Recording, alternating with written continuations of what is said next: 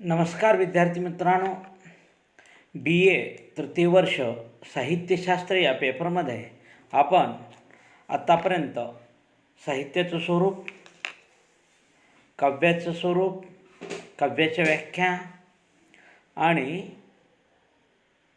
पाश्चात्याची काव्यविषयक कल्पना आज आपण पाहिली. त्याच्या काही व्याख्या पाश्चात्यांच्या पाहिल्या. आता आपणाला या सर्व व्याख्येवरून पाश्चात्यांच्या काव्याची विशेष कोणती हे आपणाला पाहायचं आहे. कारण Coleridge the best word in best order, उत्तम क्रमात योजलेले उत्तम शब्द म्हणजे काव्य असं म्हणतो. वर्ड्सवर्थ असं म्हणतात की उत्कट भावनेचा उत्कट आविष्कार म्हणजे काव्य. त्याच्यानंतर मध्व अर्नाल्ड असं म्हणतात, काव्य म्हणजे जीवनावरचं भाष्य होय.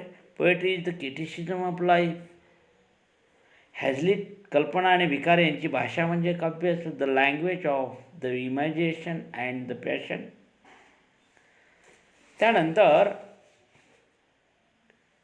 जॉन्सन असं म्हणतो, poetry is the material composition.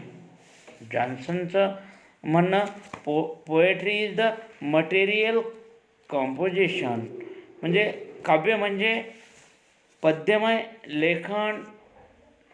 आणि कार्लाइल म्हणतो, poetry is the musical thought, संगीतमय विचार. आता या सगळ्या कवितेचा विचार करत असताना,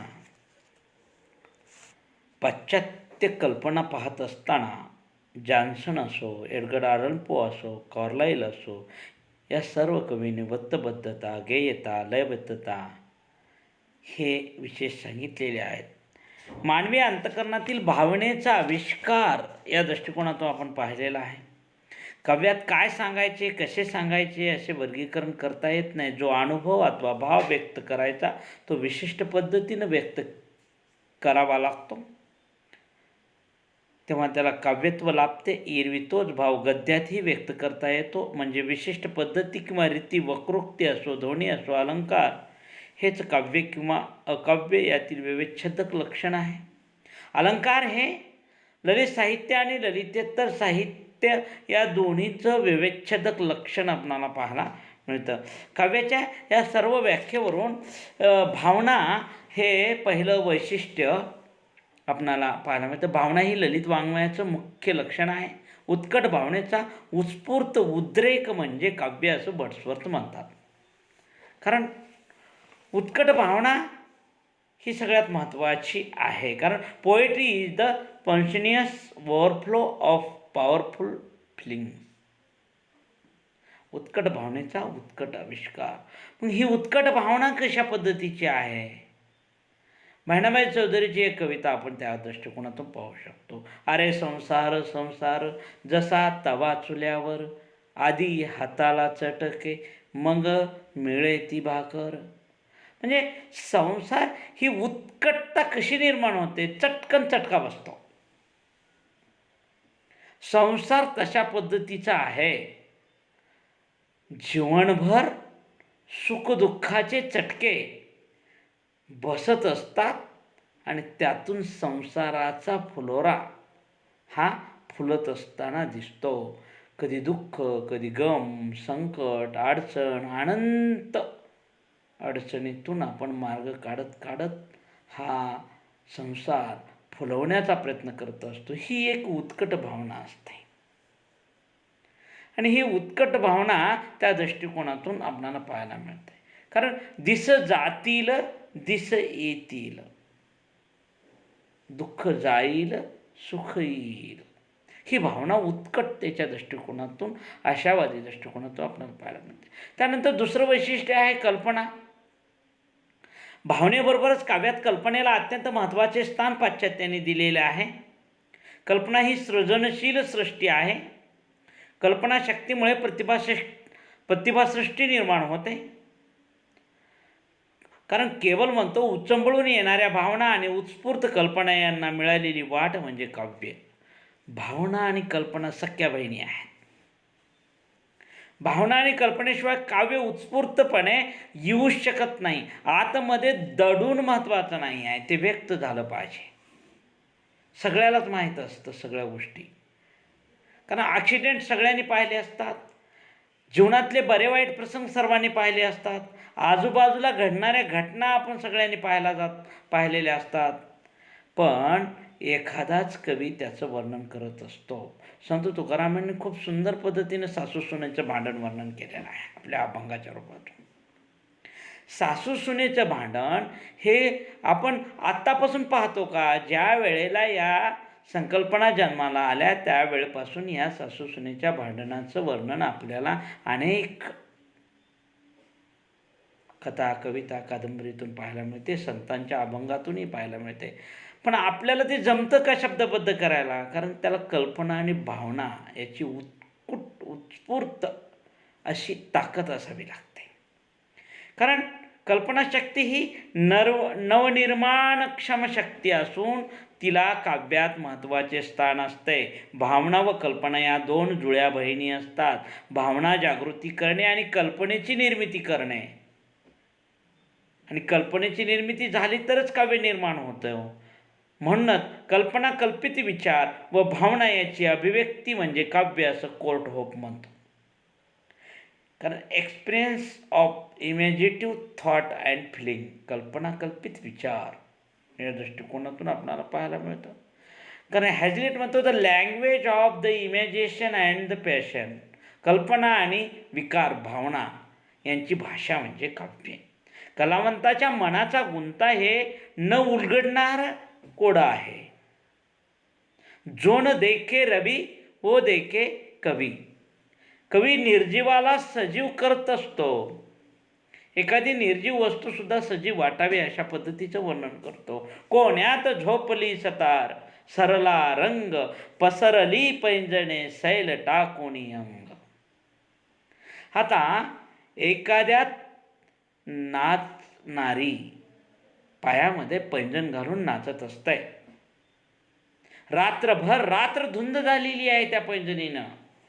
लावणी सम्राज्ञी असेल किंवा नाचणारी असेल, ढोल ताशा तमाशामध्ये असेल किंवा ढोलकी असेल, हे सगळं ढोलकीच्या तालावर, घुंगराच्या बोलावर, बाय मी नाचते इश्काच्या दरबारात असं जी म्हणते, त्याच्यामध्ये कवी काय म्हणतो? ही कल्पना आहे. आणि कल्पना करत असताना मी सांगितलं, कोण्यात झोपली सतार, सरला रंग, पसरली पैंजणे, सैल टाकोनी अंग. ढोलकीचा ताल असेल, घुंगराचा बोल असेल, सतारीची लय असेल, राग असेल, हे सगळं रात्रभर धुंद पद्धतीनं चालत असतं. रात्रभर ते झोपलेले नसतात.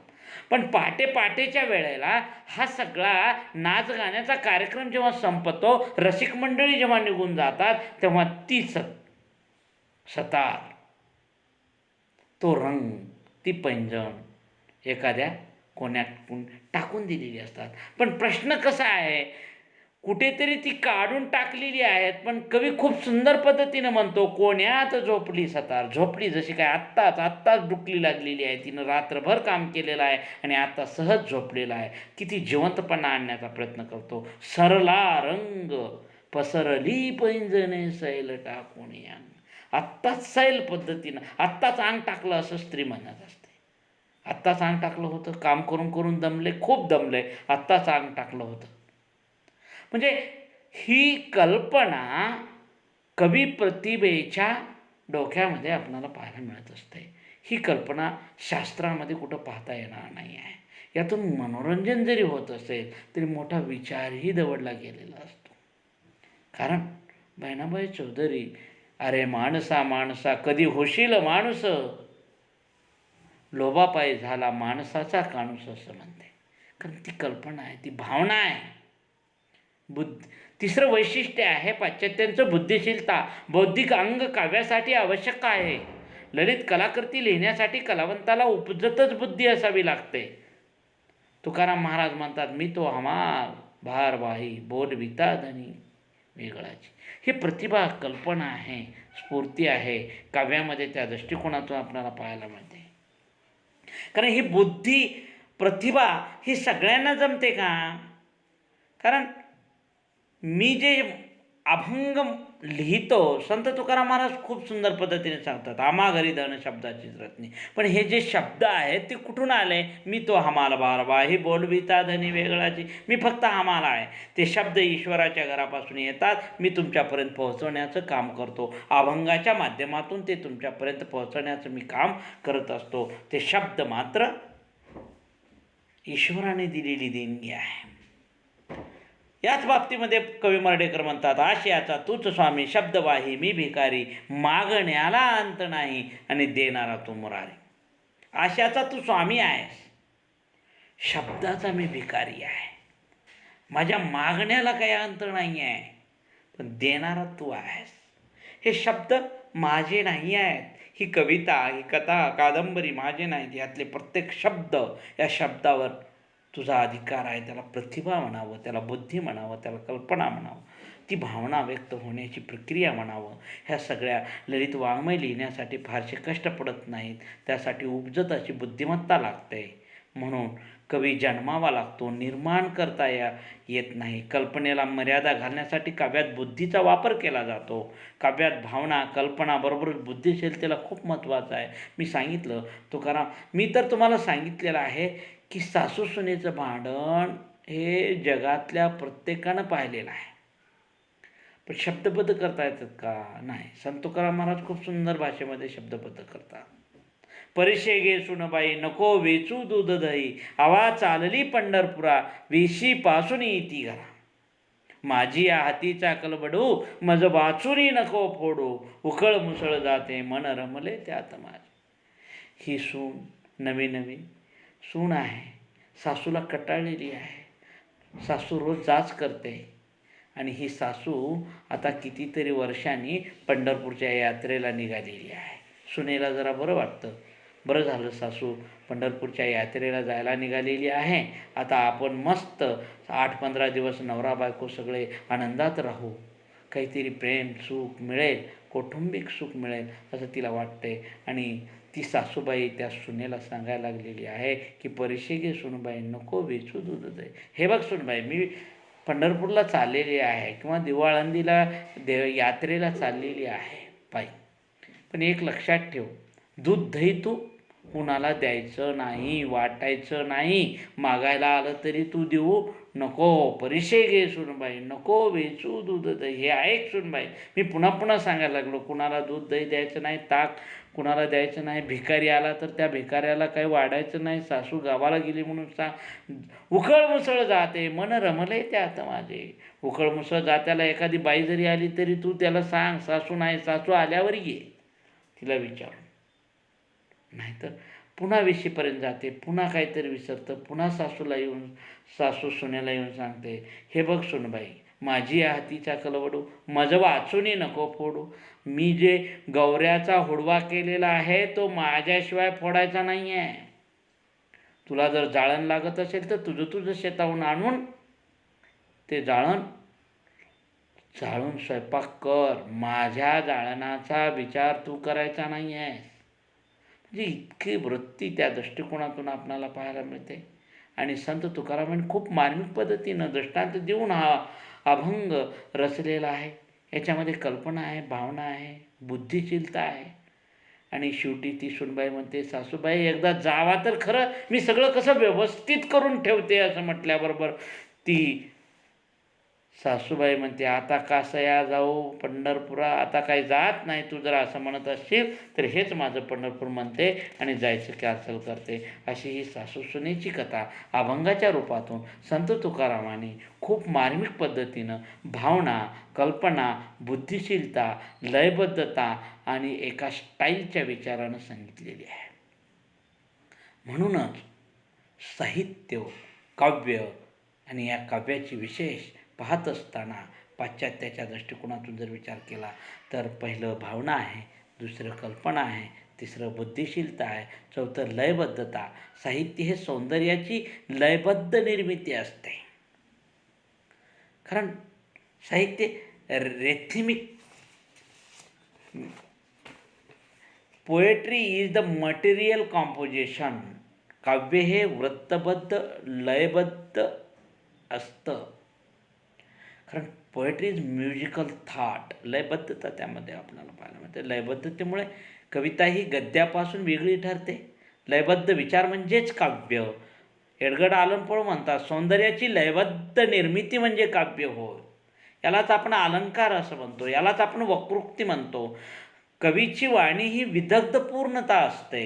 कारण बोलण्याची वक्र पद्धत, कवी साधं कधी बोलत नाही. जो न देखे रवी व देखे कवी. कवी कधी काय लिहील याचं काही सांगता येत नाही, हेही तितकंच महत्त्वाचं आहे. शैली विचार, स्टाईल ज्याला म्हणावं, त्याला आपण वामनाचा रीतिविचार आपण म्हणतो. पाचवं वैशिष्ट्य आहे शैली विचार. पाश्चात्यांनी शैली विचाराला खूप महत्त्व दिलेलं आहे. कोलरिज म्हणतो, the best order in the best word, म्हणजे उत्तम क्रमात योजलेले उत्तम शब्द म्हणजे काव्य. अलंकार प्रचूर शब्द, अर्थपूर्ण शब्द, सुंदर शब्द असा याचा अर्थ अभिप्रेत आहे. शब्द हे परब्रह्म आहेत आणि म्हणून आमाघरी धन शब्दाचीच रत्ने असे तुकाराम महाराज म्हणतात. आपल्याकडे वामनानं जो रीतिविचार सांगितला तोच विचार शैली विचाराच्या दृष्टिकोनातून, स्टाईल इज मॅन, जसा लेखक तशी त्याची शैली असते, तशा पद्धतीचा शैली विचार कवीने या ठिकाणी सांगितला. त्याच्यानंतर असे विचार विषयापेक्षा विषय सौंदर्यात्मक रीतीने मांडण्याला महत्त्व आहे, त्यालाच काव्य म्हटलं जातं. पाश्चात्य विचारवंतांनी विचाराचा बराच वाटा काव्यात असू शकतो असा दावा केला. काव्य म्हणजे भावनेनं घेतलेला विचार होय. या अर्थाने काव्यात असे विचारालाही महत्त्वाचं स्थान त्यांनी दिलेलं आहे. सौंदर्य, भारतीयाबरोबर पाश्चात्य विचारवंतांनी काव्यनिर्मितीमध्ये सौंदर्य हे काव्याचं प्राणभूत तत्त्व असं म्हटलं. कारण सौंदर्य हाच काव्याचा महत्त्वपूर्ण घटक आहे. कारण काव्याचं अंतरंग आणि बाह्यांग हे सुंदर असलं पाहिजे. क्रोंच मिथुनातील एका पक्ष्याची झालेली हत्या पाहून वाल्मिकीला झालेलं दुःख म्हणजे काव्य नव्हे, तर त्याच्या लेखणीतून उतरलेले करुण रसाचे सुंदर वर्णन म्हणजे काव्य होय. कारण वाल्या कोळ्यांनी कितीतरी माणसं मारली, 7 रांजणं भरली खड्याची. एक खडा टाकायचा, एक माणूस मारला की एक खडा टाकायचा, 7 रांजणं भरली होती. आणि इतकी माणसं मारणारा वाल्या कोळी जंगलातील क्रोंच मिथुनातील एका पक्ष्यांची झालेली हत्या पाहून त्याला दुःख वाटतं.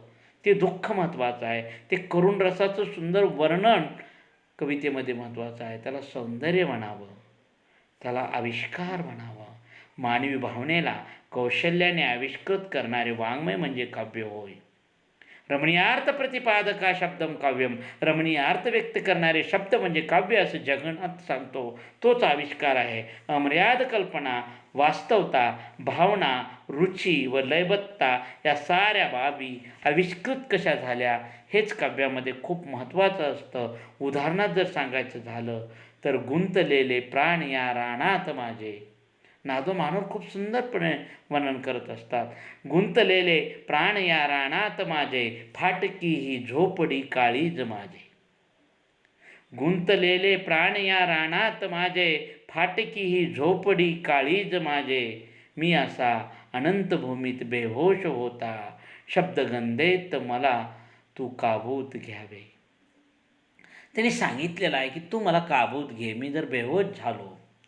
म्हणजे हे काव्य कसं सुंदर होतं. ही आकृतिबंधाची योजना त्या दृष्टिकोनातून खूप महत्त्वाची असते.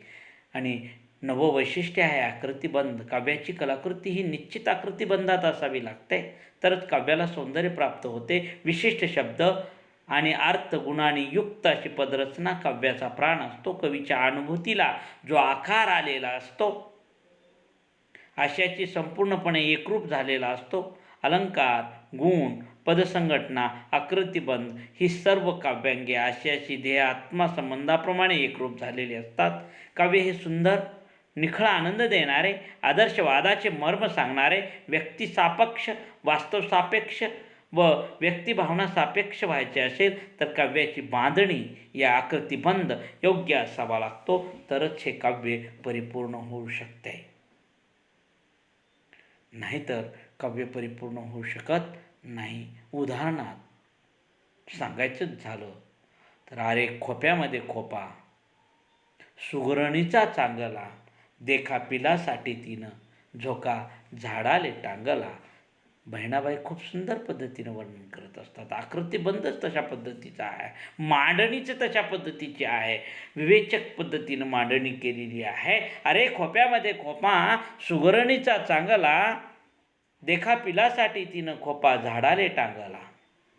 तिची उलुसीच चोच तेच दात तेच ओठ, तुले देले रे देवानं 2 हात 10 बोट.